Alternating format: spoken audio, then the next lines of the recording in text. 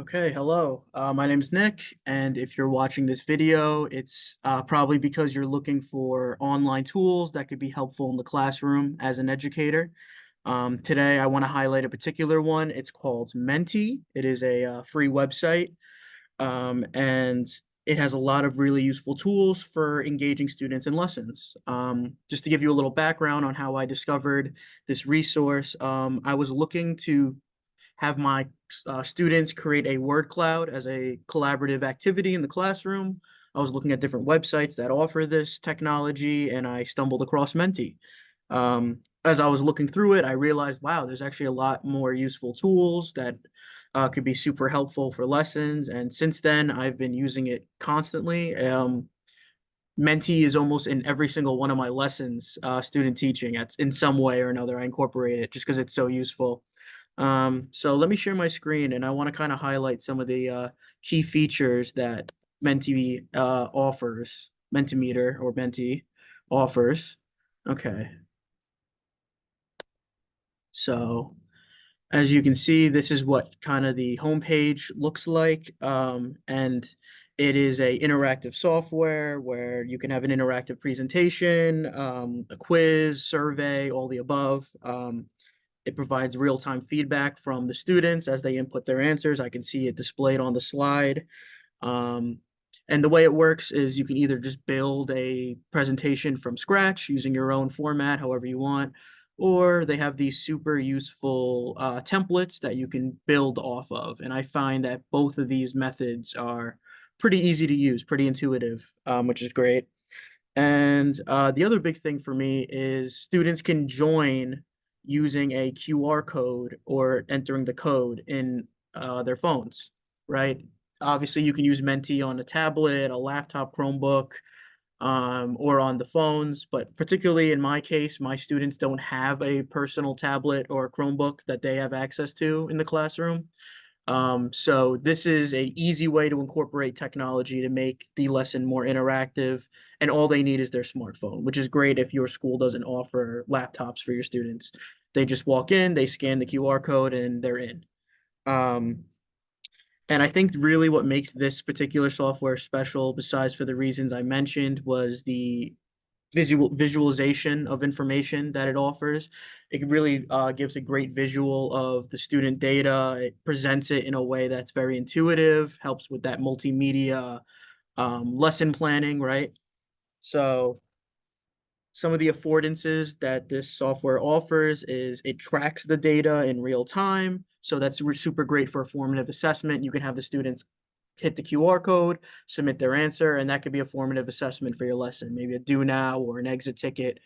Um, you can design the entire lesson out of Menti, which is, I think, is another great affordance, another place where you can create a slide deck, or you can incorporate it into an already made slide deck in Google or in PowerPoint, which I think is a really big affordance for me because I have slides that I like to use, but I could just paste right in a QR code and my students can access it on that slide deck.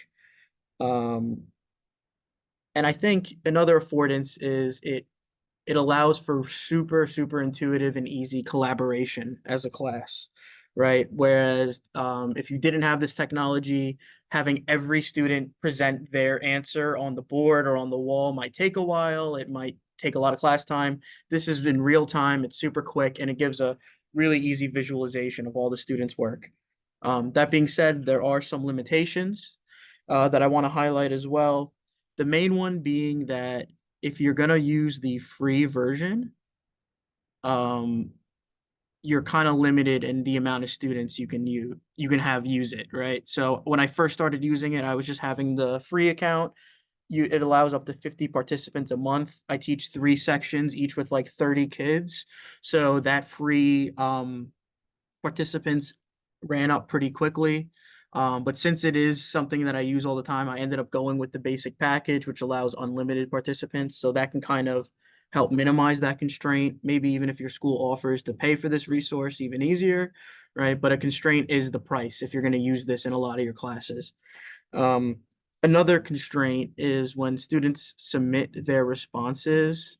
Oops, let me get out of here. So when students submit their responses, it is anonymous, which can either be an affordance or a constraint. If you want it to be anonymous, that way students feel comfortable sharing their answers without classmates seeing who wrote what. I guess you could see that as an affordance, right? Because students otherwise would have to raise their hand and share their answer, whereas now they can show that they're paying attention, show that they're doing their work, but they can do it anonymously. But an obvious constraint with that is it's hard to track who gave what response, right? A way around that is you can maybe say, make sure you include your first name in your written response. That way I know who wrote what. Or maybe you're just going to be constrained to using this for applications where you actually want it to be anonymous, like if you're taking a poll or a survey. Again, it depends. There's a lot of uses for it. It depends on what you're looking for as an educator. Um, so I want to show an example of some of the popular features. If you go down here, word cloud, like I mentioned, you can have students take a poll. You can just have them submit open-ended sentences or responses that will show. You can have them grade feedback on a scale or rank. These are just some of the more popular features, but there's actually a lot more that I've even yet to explore. These are just ones that I've used. Um, so just to give an example of how this can be useful, I was introducing the idea of a golden age in history and global history, but I wanted to have students access their prior knowledge and be able to share what they already know. And I wanted this to be collaborative. So I had them do a word cloud, right? So when they first went into the classroom, I had a QR code posted right on this slide. As students walked in, they took out their phone, scanned it on their way to the seat. It took them right over to the Menti page. They submitted their answers. And now I have this word cloud, which kind of highlights some common responses here, right? Here are some examples of the other interactive questions you can do.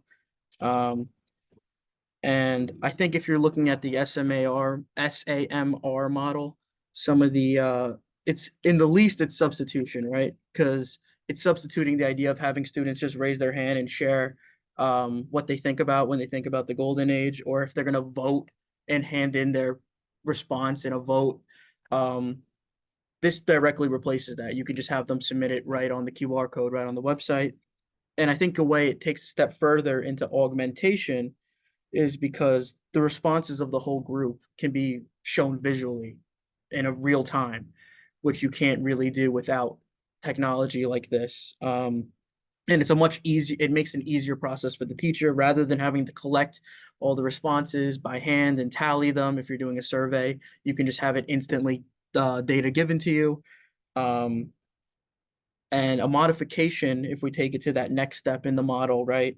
It displays things like word clouds. I don't think something like this would really be possible in a class period if it weren't for this, right? So it's completely modifying the way we do this activity.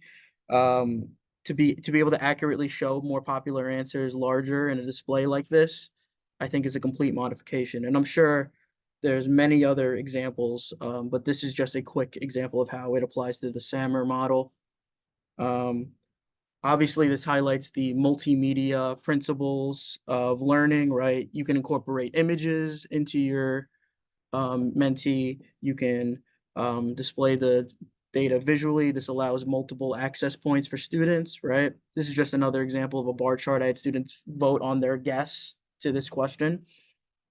In terms of social constructivism, students can share their prior knowledge with the class using things like the word cloud or open responses, right? It allows students to learn from each other and access their prior knowledge in a collaborative way. And speaking of collaborative learning, right, everyone contributes to the word cloud, right? So maybe if you have students who tend not to raise their hands, tend not to share their answers, this is a easy way to include them in and allow them to participate in a way they're comfortable with, right? In this collaborative process, every student needed to participate in order to create this word cloud, right? And if you're thinking about Vygotsky's theory of peer learning, if you have open-ended responses on here, students can read other students' responses posted and learn from the submissions of their classmates, right? So not only are you submitting your data showing your understanding of the topic, which is helpful for the teacher, students can learn from their other classmates' responses, and we can go through them and discuss it as a class.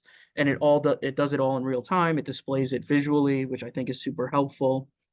And yeah, this is just kind of the beginning of the uses for this website. I'm sure there's many more uses that I will kind of play around with along the way, but just wanted to give you a quick introduction to how it applies to the SAMR model, some of the concepts and learning theories we've learned in class, and an example of how I've used it in a classroom.